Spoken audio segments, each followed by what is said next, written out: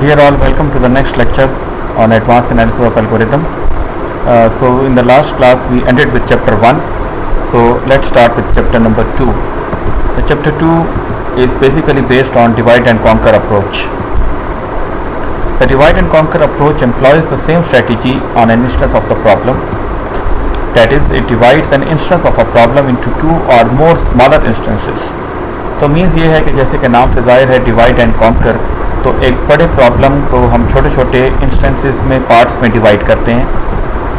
The smaller instances are usually instances of the original problem. If solutions to the smaller instances can be obtained readily, the solution to the original instance can be obtained by combining these solutions. तो जैसे कि हमने अगर एक बड़े problem को छोटे छोटे प्रॉब्लम्स में डिवाइड कर लिया और हम उन इंडिविजुअल प्रॉब्लम्स के सॉल्यूशन फाइंड करना चाह रहे हैं, तो फिर उन तमाम सॉल्यूशंस का एडअप करके हमारे पास जो ओरिजिनल प्रॉब्लम है उसका टोटल सॉल्यूशन आ जाएगा. If the smaller instances are still too large to be solve readily, they can still be divided into smaller instances. This process of dividing the instances continues until they are so small that a solution is readily obtainable. The divide and conquer approach is a top-down approach. So, चूँकि एक बड़ा problem है उसको हम breakup करते हुए छोटे problems में लेकर आते जाते हैं, so that is why it is known as a top-down approach. That is, the solution to a top-level instance of a problem is obtained by going down and obtaining solutions to smaller instances. Let's take the first example, an algorithm based on divide and conquer approach, and that is the binary search. The steps can be summarized as follows. If x equals the middle term, quit. मतलब आप जो element search करना चाह रहे हैं, अगर वो centre में आपको मिल गया तो आपका काम कंप्लीट है, you will quit. अदरवाइज हम डिवाइड करेंगे पूरी अरे को टू सब अरेज में, about half as large. If x is smaller than the middle item, choose the left sub array. और अगर एक्स लार्जर है मिडल आइटम से, so then we will choose the right sub array. Now conquer और solve the sub array by determining whether x is in that sub array. Unless the sub array is sufficiently small, use recursion to do this. Recursion means कि जब आपने एक दफ़ा एक अरे को दो हिस्सों में डिवाइड कर लिया, तो फिर सब अरे को फर्दर हम दो हिस्सों में डिवाइड करेंगे, और ये प्रोसेस तब तक चलता रहेगा जब तक एलिमेंट हमें मिल नहीं जाता. Obtain the solution to the array from the solution to the sub array. Binary search is the simplest kind of divide and conquer approach because the instance is broken down into only one smaller instance, so there is no combination of outputs. Now this is an example. For example, हमारे पास एक सब अरे given है और हम ढूंढना चाह रहे हैं x इज इक्वल टू 18 को. सबसे पहले अगर हम इसका मिडिल आइटम देख लें, विच इज़ 25. अब चूँकि 18 और 25 सेम नहीं है, इसका मतलब ये है कि हमें या लेफ्ट सब अरे या राइट सब अरे में इसको ढूंढना पड़ेगा. चूँकि ऑलरेडी ये सॉर्टेड अरे है बाइनरी सर्च के लिए, तो हम देख सकते हैं कि x इज़ लेस दैन 25. तो इसका मतलब ये है कि हम इस राइट सब अरे को कंसिडर ही नहीं करेंगे और हमारा जो सर्चिंग का क्राइटेरिया होगा वो सिर्फ इस लेफ्ट सब अरे में होगा.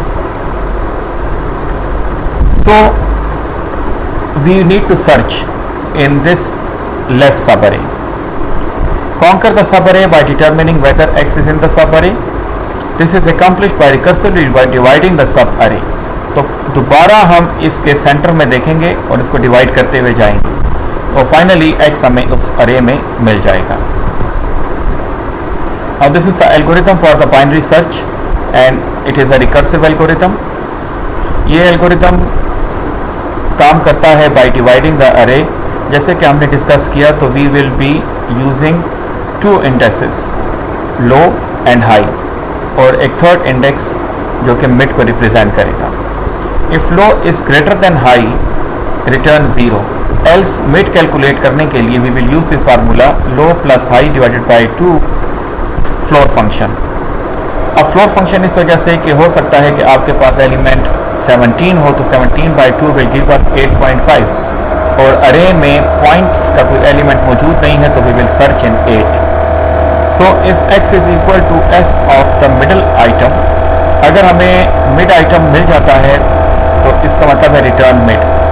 अगर नहीं तो else if x is less than s of mid, return location low comma mid minus 1, यानी कि हम लेफ्ट सब अरे में इसको सर्च करेंगे.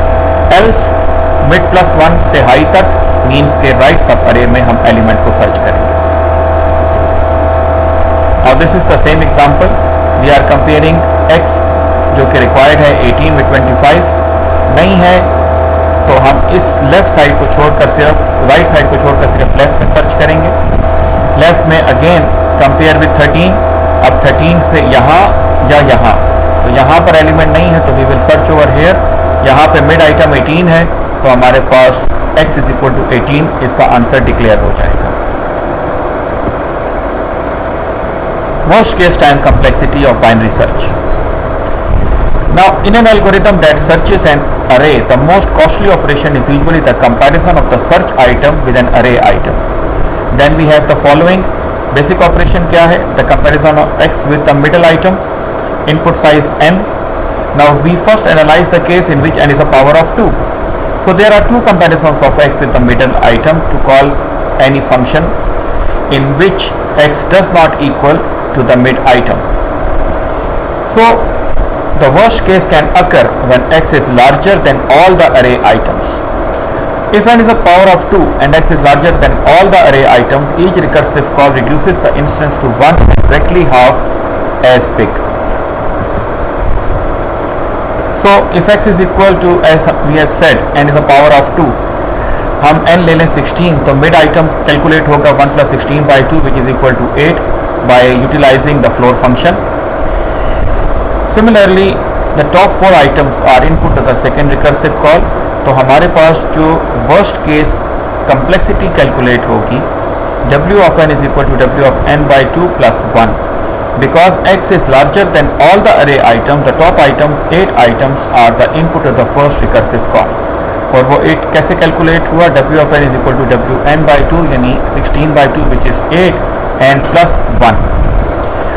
अगर n 1 है मतलब एक ही एलिमेंट है उस पूरी अरे में, तो इसका मतलब ये है कि हमारी जो टाइम कम्प्लेक्सिटी होगी वो w1 is equal to 1, क्योंकि सिर्फ एक ही कंपैरिजन इस केस में होगा. So इसका मतलब ये है कि we have the time complexity worst case w of n is equal to w of n by 2 plus 1 if n is greater than 1 and n is a power of 2. लेकिन if n is equal to 1 तो w of 1 is equal to 1. अगर हम इसको proof करना चाहते हैं तो इसके लिए we will consider the recurrence. w of n को हम ले लेंगे tn तो this will become tn by 2 plus 1. अगर हम फर्स्ट फ्यू वैल्यूज इसकी कैलकुलेट कर लें, so for 2 t2 by 2 but plus 1, t1 is 1 so that becomes 2. Similarly for n is equal to 4, 8, 16 and so on. So it appears that हमारे पास जो n is equal to 1 है, t1 की value 1, उसको हम ले सकते हैं log of 1 plus 1 because log of 1 is 0. Similarly हम assume करते हैं कि the theorem is true for any n. So we replace this value by, this is hypothesis step, tn is equal to log n plus 1. और अगर हम इसको ले रहे हैं पावर ऑफ 2 के लिए, so this becomes t2n is equal to log of 2n plus 1. If we insert 2n in the recurrence, t2n is equal to t2n by 2. So simplifying we get the same thing. हमारे पास जो w of n आएगा that will be log n plus 1. It means that it lies in the theta of log n. यहाँ पर t of n की value चूँकि log n plus 1 है and plus 1 और 1 को हम रिप्लेस कर सकते हैं by log 2, तो ये दोनों logs इकट्ठे होकर they will give us 2n. Thank you very much for this lecture.